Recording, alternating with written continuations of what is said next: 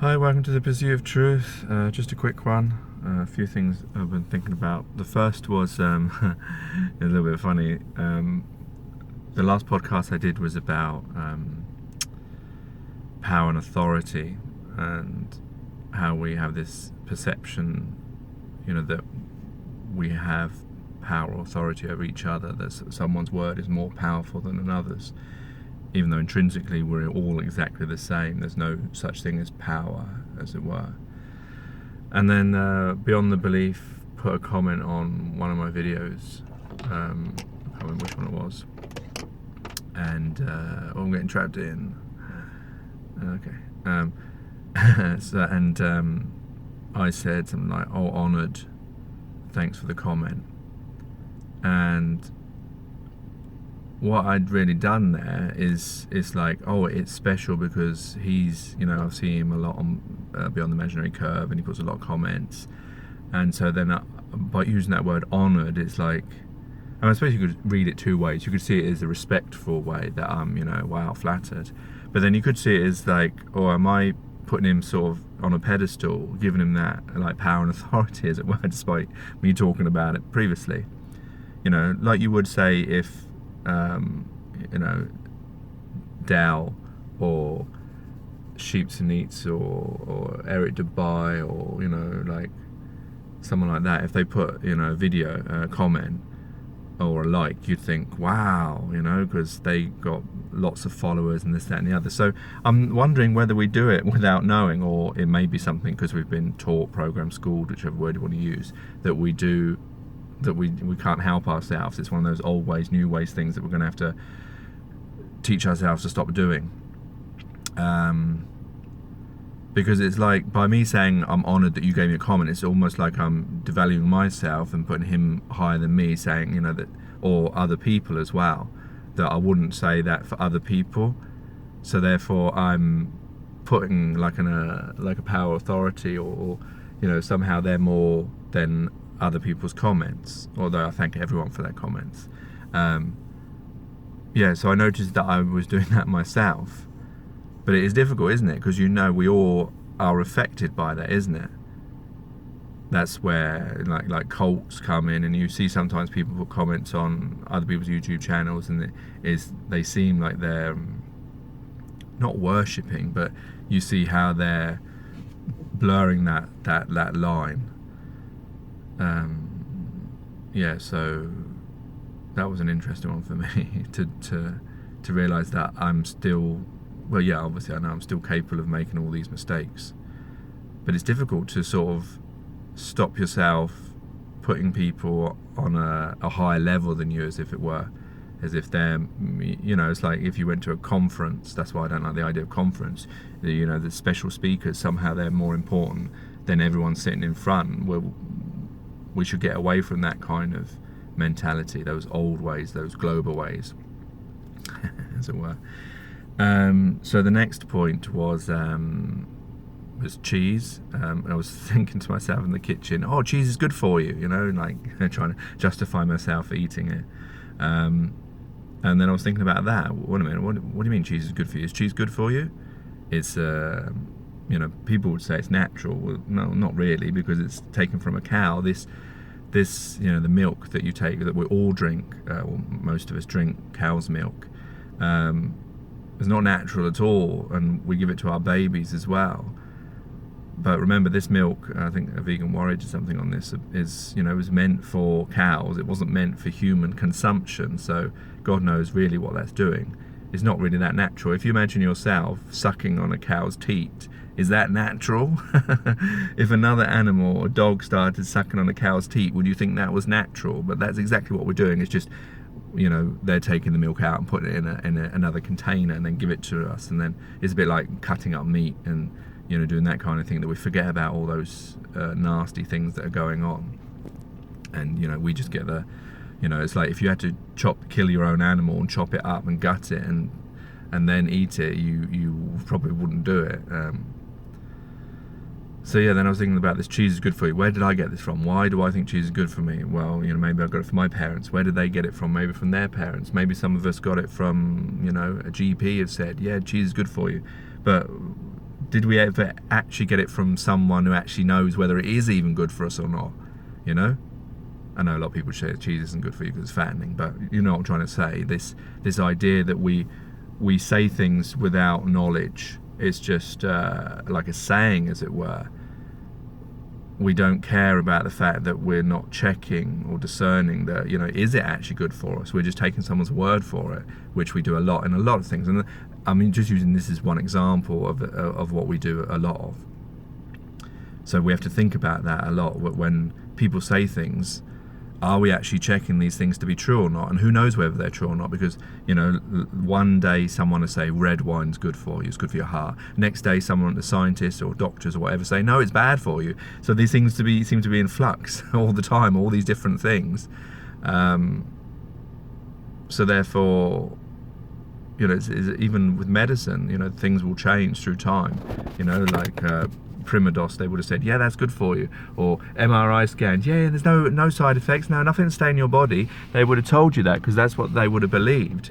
And they would have believed that they were telling the truth when they were doing that, despite now that we know that gadolinium stays in your body and can cause, I believe, harmful effects.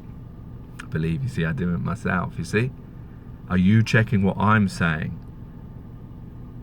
Am I checking what I'm saying? It's another one of these old ways, new ways things. That this is the way that we have been taught. It's okay to just splurt things out without ever checking these things or knowing these things. I suspect if it was possible to catalogue everything in a human person's mind and then actually verify whether those things are accurate or not within our own understanding first, and then there'd probably be a lot of them that weren't, and then in the actual truthful thing, because some things we say are good for us, but we don't actually really know them. Because like what I'm saying is that someone will say this is good for you, and then the next year they say no, it's not good for you. How does that change? The thing hasn't actually changed, but our perception of it has. So we've got better knowledge or whatever, so we never really knew that it was good. That's what I'm trying to say. Anyway, that's enough about cheese. And the last one was about attributes. I was thinking about, you know, when I go to South Africa, people, you know, how they treat me, and they think, oh, yeah, he's a really nice guy. All English people must be like this, or oh, this is a nice white person. I don't anymore see myself as any of these attributes, these labels. I am not white. I am not English. What else am I not? I'm not these things, because these things attribute to, you know, like a collective. You know, English per se is derived from those in power, those in control. You know, it's for someone to think, oh, because I'm English, you know, they would think that all English people are good. No, that's not true. How much blood is on people's hands throughout history? The things, you know, with immigration and all that stuff that the governments are doing through different times. No, I do not want to attribute myself with that. I am not English. I am not a white person. I am not even a Maguire. That's my name, Harris Gary Maguire. I'm not really one of them either, because do I want to attribute to what my forefathers or ancestries might have done? Because they may have been slave owners. They may have, you know, been racist or all sorts of things. No, I only know about myself. I am me, that is it, I am I.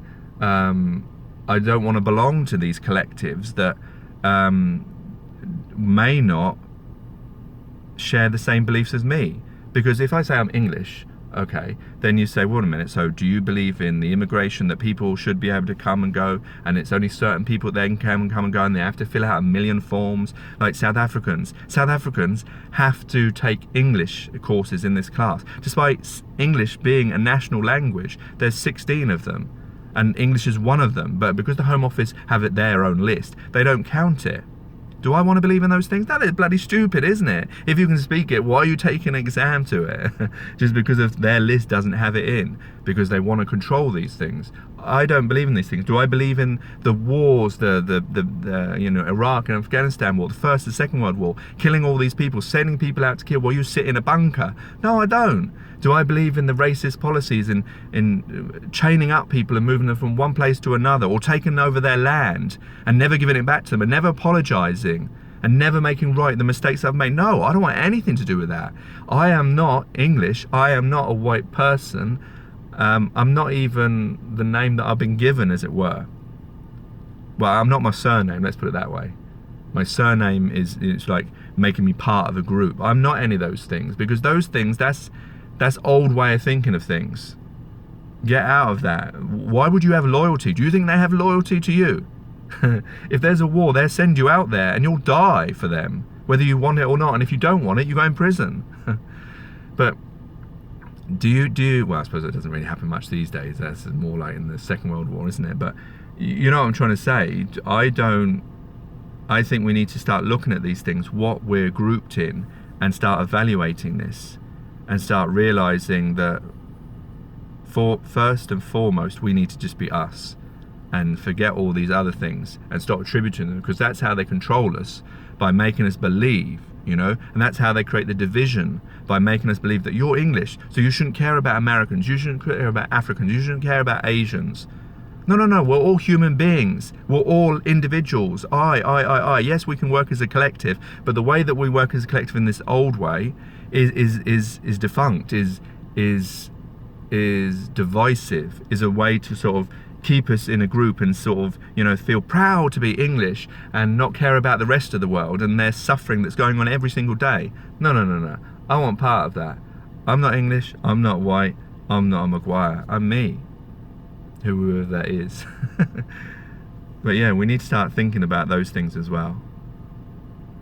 Well, it's up to you, isn't it? I shouldn't be telling you, you know, I'm not telling you what you should be thinking. I'm saying that out loud, that these are the things I'm thinking about, because that's another thing, isn't it? That sometimes people get carried away of, you know, they get these ideas and they think, oh, I'm right. I may be wrong, you know? I don't know, because you can look at yourself through different periods of time, and 1 minute you think, oh yeah, I'm right about this, and then in 10 years time you think, oh no, I wasn't right about that, now I'm right about this. And so wait a minute, do you actually know you're right? This idea of knowledge, knowing actual truths, is the most difficult thing, and maybe not even possible, remembering it is a made up word.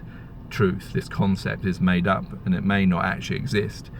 There may be certain things, tangibles, that are, you know, definitely true, but there are lots of things that we class under truths that, you know, there's probably a variables, lots of bits to them that, you know, different people will have different views, and thus creating more than one truth, as it were. Anyway, I think I waffled on enough. I hope you enjoy this. Take care, take it easy. God bless and peace. Please check me out on, because I put these, this is on YouTube, it's a video, you can check it on John Doyle Poems on YouTube to see the videos. The audios, normally I upload them on Anchor FM under The English Poet. You can also find them on other casting, I was going to say networks, Spotify, Google Cast, Apple Cast, you know, if they haven't pulled me off there for what I'm saying. Anyway, take care, take it easy, God bless and peace.